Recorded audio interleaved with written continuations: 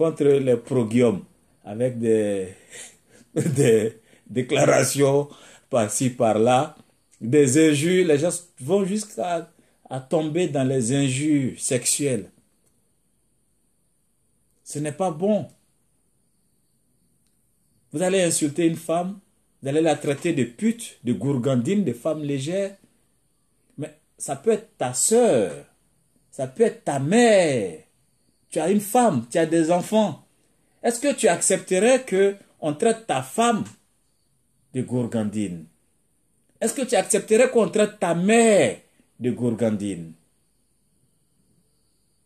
En plus, la personne quand même a une responsabilité. Il y a la fonction. C'est-à-dire, il faut respecter la fonction parce que ce n'est pas la personne là que tu insultes. C'est l'institution derrière. C'est une institution républicaine que tu rabaisses comme ça.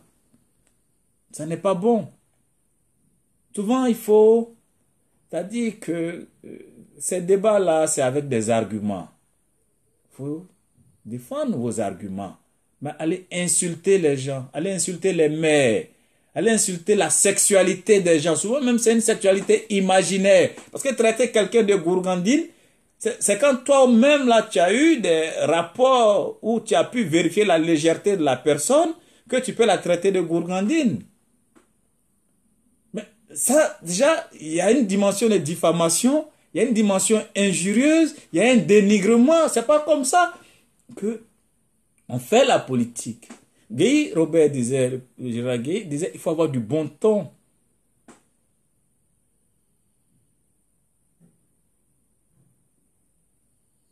Non, voilà. Non, je ne dis pas que c'est uniquement ceux qui sont exilés qui ont mis la croix sur les maisons. C'est des exemples que je prenais comme ça. Hein? Donc, il faut qu'on ait ce bon ton-là. On ait ce bon ton. Voilà, ça ne sert à rien de rester à l'étranger. Bon, Franklin Nyamsi. C'est pas sérieux ce genre de comportement. Quand tu parles au nom de quelqu'un, tu dis que tu es le représentant de la diaspora d'une personne. Et puis bon, tu te rabaisses dans la poubelle comme ça. Comment demain ton discours peut être audible? Quand toi tu rabaisses dans la poubelle comme ça, demain quand tu parles, on t'a déjà mis dans une catégorie. On t'a déjà mis dans un lot des gens qui sont dans la platitude, dans la bassesse, qui planent bas. Tu planes bas, tu es dans la poubelle. Bon, quelle respectabilité tu peux avoir après ça? Tu fais l'éloge. Il y a eu des morts en Côte d'Ivoire, à Bouaké, à Korogo et ailleurs. Au lieu de pleurer ça, au lieu de déplorer, tu viens chercher derrière ça des titres de héros pour quelqu'un. Mais est-ce que toi-même tu es normal dans une guerre civile dans laquelle il y a eu des blessures graves? Toi, tu viens chercher des titres de héros. C'est des titres de héros sur la vie des Ivoiriens. Comment on peut être fier? Comment on peut chercher des titres de héros dans une guerre civile?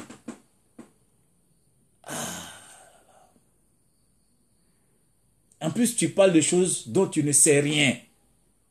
Tu ne sais rien de ces choses. Tu parles de ça. Non, Guillaume a été élu massivement par les étudiants. Mais qu'est-ce que tu en sais? Tu n'en sais rien. Guillaume a été élu dans la chambre de Damana Picasse à la rue Zouglou à Yopougon. Massivement. La FESI était à l'époque en clandestinité, une structure non reconnue. Comment une structure non reconnue peut faire un congrès massif? Tu sais rien de ces choses. Et puis bon, tu viens, tu parles des choses dont tu ne sais rien. Tu viens mettre le gars en palabre avec les autres. Parce que c'est lui qui t'a dit de faire ça. C'est lui qui t'a donné cette mission-là de venir créer cette ambiance de conflit. Dans un parti où lui se trouve, il est là-bas. Lui-même, il ne dit pas non. Il est le premier à aller aux réunions. Et puis, c'est vous qui insultez pour lui. Vous ne savez rien des choses. Et puis, bon, vous mentez. Tu mens. Tu mens. Tu viens mentir aux Ivoiriens. Qu'est-ce que tu sais de ces choses dont tu parles? Tu n'en sais rien. Demande conseil, on demande, informe-toi. Je ne sais pas qui t'informe. Tu connais quoi même de la vie de Guillaume, sa vie militante? Tu connais quoi? Rien. Il faut arrêter. Il faut arrêter de venir mettre le feu là où on a besoin de calmer les esprits. Tu sais rien.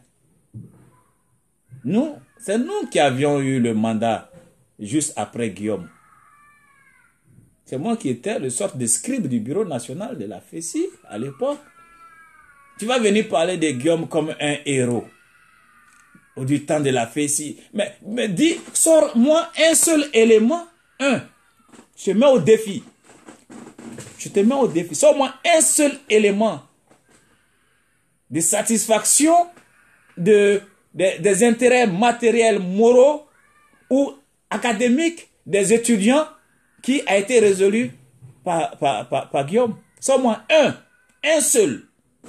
Tu dis, voilà la plateforme de revendication de la FESI de son temps. Voilà le point qui a été satisfait dans la haute lutte des étudiants de Côte d'Ivoire. Donc, il est un héros, il a eu un mandat qui a été brillant et tout ça. Tu viens, tu parles, toi, tu sais quoi des choses dont tu parles? Tu n'en sais rien. Laisse les gens vont t'informer. C'est nous qui avons eu le mandat après Guillaume.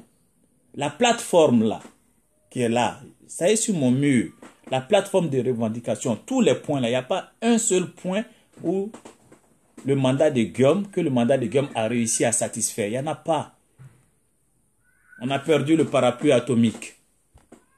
Le passage d'une année à une autre, quand l'unité de valeur est arrivée. Nous, on a hérité de ça. On a perdu même une année scolaire. Ça reste même comme un trou dans nos CV, nous tous. Où Guillaume, à la tête de la FESI, dans une intransigeance, disait une année blanche est mieux qu'une vie blanche. Mais le trou là est resté un trou blanc dans la vie de tous les étudiants de notre génération. La question des cités. On a perdu la cité de Yopougon. 5000 lits à Yopougon. Les deux cités, Yop 1, Yop 2, que Bédié a donné à la BAE. C'est Guillaume. Ça, tu ne le sais pas. La question des bourses est restée intacte.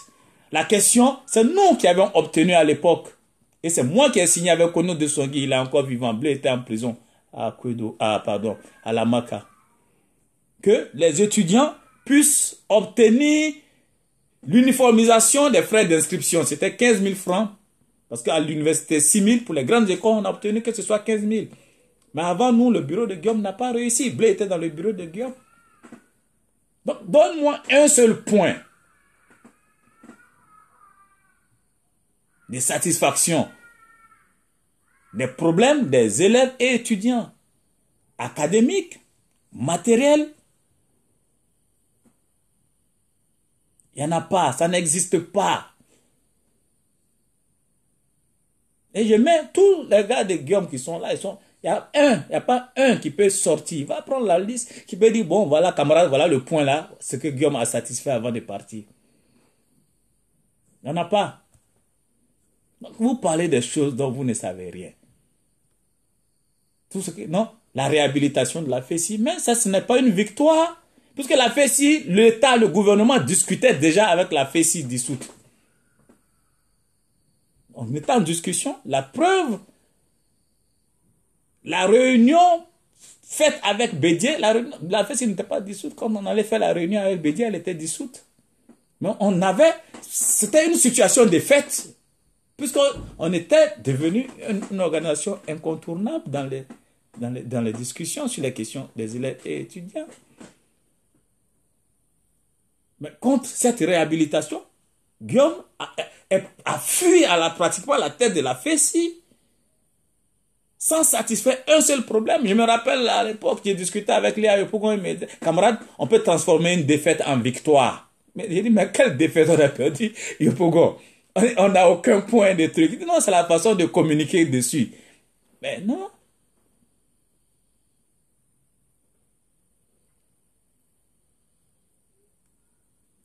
Voilà. Non, victoire, l'homme de l'année. Mais l'homme de l'année, là, Ce n'est pas l'homme de l'année de Notre Voix. Ce n'est pas l'homme de l'année de Soir Info. Ce n'est pas l'homme de l'année du Patriote ou du Populaire. C'est l'homme de l'année du journal gouvernemental Ivoire Soir. Ça aussi, vous ne le dites pas. C'est-à-dire,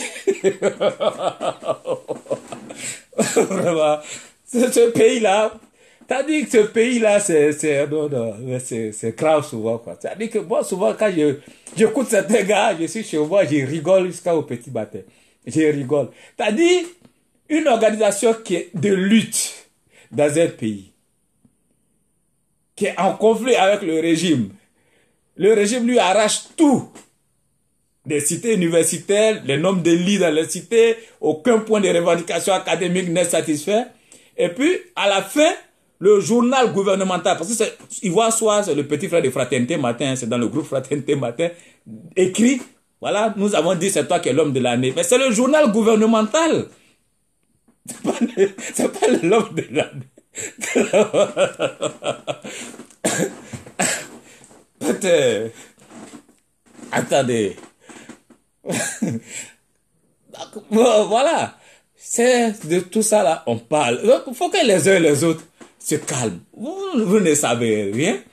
Et puis, bon, vous venez sur la place publique, vous parlez des choses dont vous ne savez pas. Bon, nous, on dit ça aux jeunes là pour qu'ils sachent en réalité de quoi il s'agit. Voilà. Donc, on essaie d'instruire les jeunes, d'informer les jeunes. Donc, c'est pas, voilà, faut pas venir nous présenter telle personne comme des modèles, des ceci. Si on veut parler de Guillaume là, c'est moi qui ai jugé Guillaume à la place en assemblée générale au Monzatro. Assemblée générale. Il faut que les uns et les autres, on se calme. C'est-à-dire, il faut qu'on parte à la paix. Il faut qu'on parte à la réconciliation. Parce que les gens, vous savez, il y a, en français, on dit l'autobiographie et sa mauvaise foi légendaire. C'est-à-dire, quand les gens parlent d'eux-mêmes, là, ils cachent des parties et puis ils vous disent, non, ceci, cela et autres. Et puis, bon, vous qui ne savez rien, vous avalez tout ça et puis vous construisez des légendes après sur les gens. Mais qu'est-ce que vous savez?